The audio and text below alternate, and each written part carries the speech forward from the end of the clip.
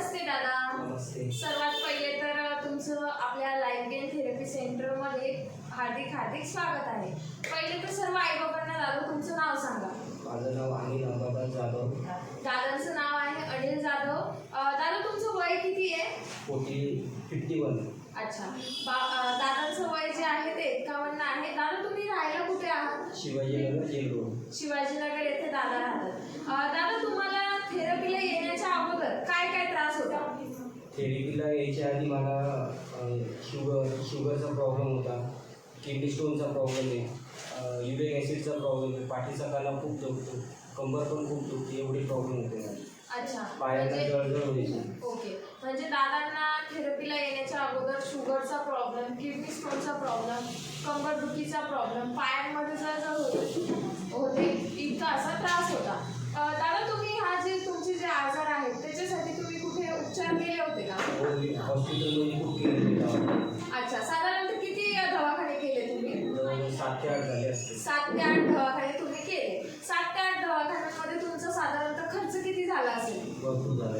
तरी किती अंदाजे?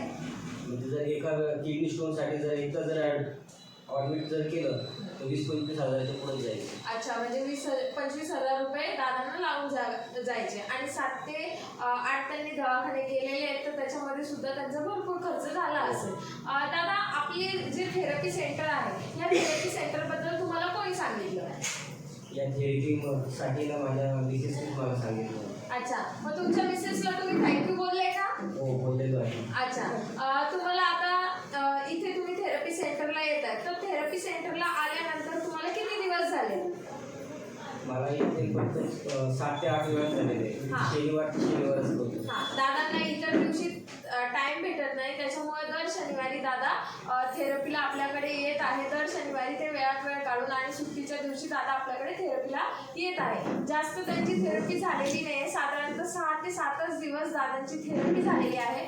दादा तुम्हाला 6 ते 7 दिवसांच्याच थेरपीमध्ये काय काय थेरपीमुळे अनुभव आलेला आहे आणि पहिल्याची कंडिशन तुमची काय होती आणि आत्ताची कंडिशन काय आहे?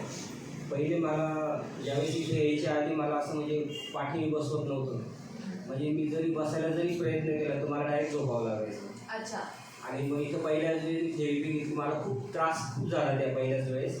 पण त्याच्यानंतर मला म्हणजे कमरेला थोडंसं व्यवस्थित वाटलं. नंतर मी व्यवस्थित बसायला वगैरे लागलो. जर मी आता असा जरी बसलो असलो तरी पण माझं पहिले असं होतं की मला असं बसावं लागायचं. अच्छा. पण मी सध्या आता असं बसतो व्यवस्थित. म्हणजे बहुतेक खूप प्रॉब्लेम झाला मला. पहिले खूप म्हणजे असं पोटामध्ये पण खूप दुखायचं त्या किडनी स्टोनने. तर त्याचा पण थोडा प्रॉब्लेम झाला, म्हणजे कमी झालं. त्याच्यानंतर मग मला जेव्हा पॉईंट थेरपी दिली, एकच टाईम दिली मला पॉईंट थेरपी. पण त्या पॉईंट थेरपीमुळे मला 3ऱ्या दिवशी माझे 2 किडनी स्टोन पडले. दादांना आपण आता मध्यंतरी पॉईंट थेरपी दिलेली होती. आपला जो बेड आहे मी फायटर बेड त्याच्यामध्ये आपले 2 मोड असतात, एक मसाज मोड आणि एक पॉईंट थेरपी. तर त्याच्यामध्ये दादांना ऑटो मोड पॉईंट थेरपी दिलेली होती आणि त्या थेरपीमुळे दादांना एकाच दिवसामध्ये पॉईंट थेरपीचा इतका छान फायदा झाला की त्यांना किडनी स्टोनचे जे काही प्रॉब्लेम होता त्याचे जे 2 स्टोन आहेत किडनी स्टोनचे ते पूर्णतः युरिन थ्रू बाहेर पडून गेले. मग चांगली गोष्ट आहे की वाईट गोष्ट आहे? चांगली. हां. दादा तुम्हाला किडनी स्टोनचा त्रास म्हणजे पहिले किती व्हायचा आणि आता किती कमी झालाय? पहिले म्हणजे मला उन्हाळ्यामध्ये जास्त त्रास होता. पण मग आता उन्हाळा नसताना सुद्धा 2 पडले म्हणजे विशेष आहे. Okay okay okay. म्हणजे दादांना या थेरपीचा खूप छान फायदा होत आहे. ओके. अजून काही तुम्हाला फरक जाणवला का दादा? अजून म्हणजे माझे पाय दुखायचे, जळजळ होती पायांना, खूप आग व्हायची. ती आग पण कमी झाली आणि पाय पण थोडे व्यवस्थित वाटतात मला. ओके. पाय पण व्यवस्थित वाटतायत आणि पायांमधली जळजळ सुद्धा कमी झालेली आहे. दादांनी एकतर प्रामाणिकपणे म्हणजे त्यांना जेवढे दिवस जमले तरी ते आपल्या स्वतःसाठी वेळ काढत आहे आणि दर शनिवारी थेरपी सेंटरला येत आहे. दादा तुम्हाला जवळजवळ थेरपीमुळे किती टक्के रिझल्ट मिळालेला आहे 100%पैकी? 100मध्ये म्हणजे मला आता 40% तरी फरक वाटतो. 40% दादांना फरक वाटतोय.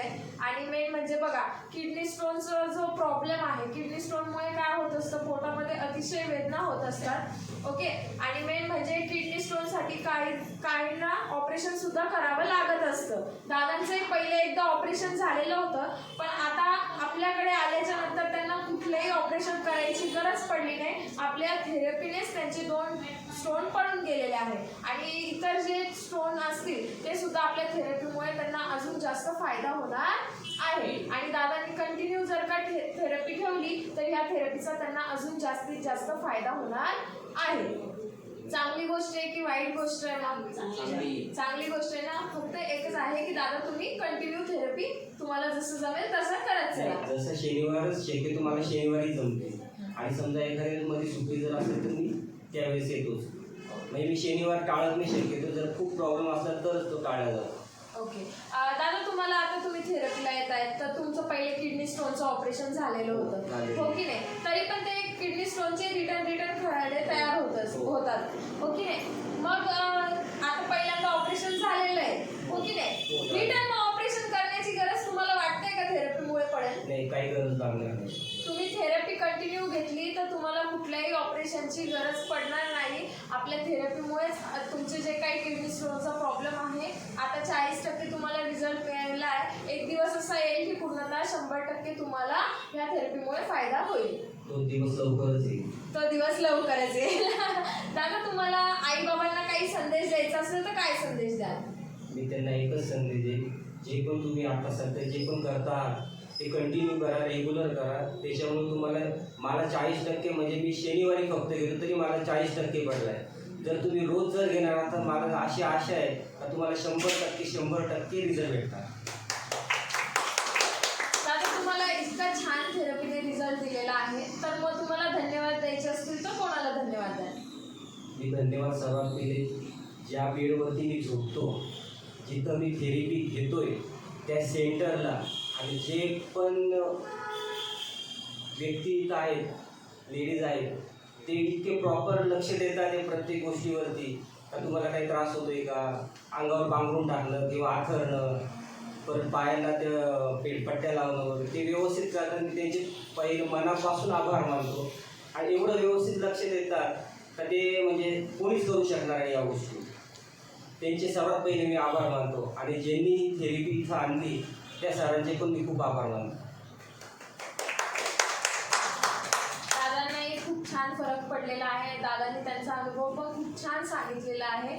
तर दादा तुम्ही फक्त कंटिन्यू थेरपी करा. कंटिन्यू थेरपी केल्याच्या नंतर अजून तुम्हाला छान फायदा मिळेल. आणि सर्वात मेन म्हणजे बघा आम्ही तर निमित्त आहोत, आम्ही इथे काम करत आहोत, पण तुम्हाला जो काही रिझल्ट दिलेला आहे तो आपल्या वी फायटर बेडने आणि लाईफगार्ड मॅटने सुद्धा रिझल्ट दिलेला आहे. तर एकदा वी फायटर बेडचे धन्यवाद मानायचे असेल तर कसे मानाल? वी फायटरचे जे धन्यवाद मी मनापासून खूप मानणार आहे. आणि माझ्या जीवनात एकदा तरी असं शक्य जर झालं तर मी तो बेड घेऊन जाणार आहे. ओके. खूप छान माहिती दिली दादा तुम्ही. तुम्हाला अनुभव पण छान येतोय. असंच तुम्ही कंटिन्यू आणि एक जेव्हा सांगायचं राहिले बघा, मी जेव्हापासून ते फिटिंगचं बेड घेतलंय लाईफगार्ड मॅट लाईफ, हां तेव्हापासून मला घाम कमी येत होता. पण ते घेतल्यानंतर मला आता तुम्ही स्वतः पाहत असाल मला घाम किती आलेला आहे. हां म्हणजे त्याच्यामुळे पण मला तो पण प्रॉब्लेम म्हणजे कमी झालेला आहे. कारण माझ्या अंगामध्ये जे काही साखर म्हणा किंवा काही असेल ते माझ्या घामातून बाहेर पडते. हो मेन म्हणजे आपल्या शरीरातली टॉक्सिन सुद्धा या थेरपीमुळे बाहेर पडत असते. तर दादांना आपल्या मॅटच्या थेरपीने सुद्धा खूप छान रिझल्ट दिलेला आहे. असंच तुम्ही कंटिन्यू करा आणि तुमचा अनुभव छान तुम्ही सांगितला. ओके. असंच तुम्हाला तुमच्या परिवाराला सुद्धा थेरपीला घेऊन येत चला. तुमच्या मिसेस पण येत होत्या ना थेरपीला? हां. त्यांना काही फरक जाणवला? तिचा म्हणजे खूप दवाखाना केला तिला आम्ही. तिचा बॅक प्रॉब्लेम होता पाठीला. ओके. अजून आहे थोडासा पण पहिल्यापेक्षा खूप कमी आहे. Okay okay. हो पहिले म्हणजे थोडीशी चिडचिड पण माझ्या मते तरी त्यांची होत होती. कारण आम्ही सुद्धा आईबाबांमध्ये असतो तर कुठे ना कुठेतरी ते आम्हाला जाणवतं. पण जेव्हापासून त्या थेरपीला यायला लागले आहेत ना कुठे ना कुठेतरी आता त्यांच्या चेहऱ्यावर स्माईल सुद्धा दिसते. आणि कुठे ना कुठेतरी आपली जी थेरपी आहे ना स्ट्रेसमुळे आपली चिडचिड होत असते ती सुद्धा कमी करण्याचं काम करत असते. तर दादा आपला जो वी फायटर बेड आहे तो आईबाबांना 100% रिझल्ट देत आहे. ओके. तर तो नंबर 1 आहे की नाही आहे? नंबर 1 म्हणण्यापेक्षा 100% तो खूप चांगला आहे. Okay okay. मग we fighter bed number 1. We fighter bed number 1. We fighter bed number 1. Thank you so much दादा. तुम्ही खूप छान तुमचा अनुभव सांगितला. परत एकदा खूप धन्यवाद. खूप आभार मानतो वी फायटर बेडचा आणि पूर्ण कर्मचाऱ्यांचा. Thank you so